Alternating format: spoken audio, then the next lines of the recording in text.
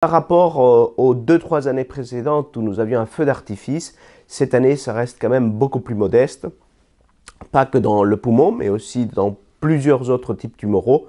Peut-être que la seule pathologie qui s'en sort bien cette année avec une grande nouvelle, c'est le cancer du sein, avec l'association de l'hormonothérapie avec le palbociclib dans une grande phase 3.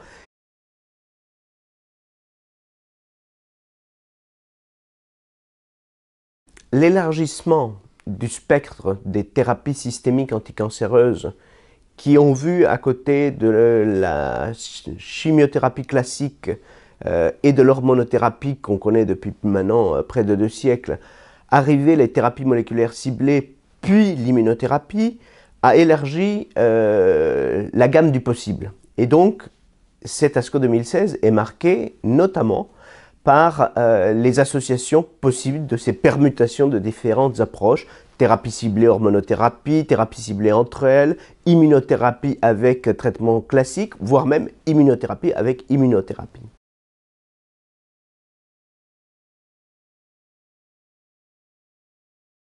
Le bilan que l'on peut en tirer, c'est que l'association d'inhibiteurs du cycle cellulaire avec de l'hormonothérapie est clairement une étape très significative en avant dans la prise en charge du cancer du sein hormonorécepteur positif.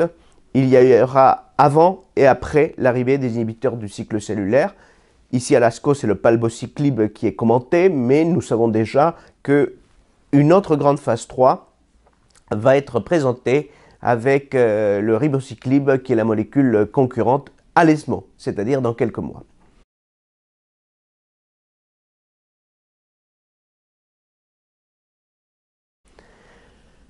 En ce qui concerne l'association des immunothérapies, je vais me focaliser sur ce que j'ai essentiellement vu, c'est-à-dire des immunothérapies en combinaison présentées en phase 1 ou des immunothérapies en combinaison présentées dans les pathologies thoraciques.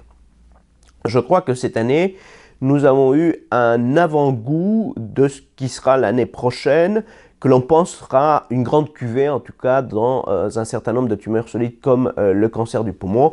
Nous attendons tous l'année prochaine les résultats de l'association des immunothérapies en première ligne du cancer du poumon face à la chimiothérapie. Grand débat, est-ce que les immunothérapies vont venir déplacer la chimiothérapie? C'est la question de fond.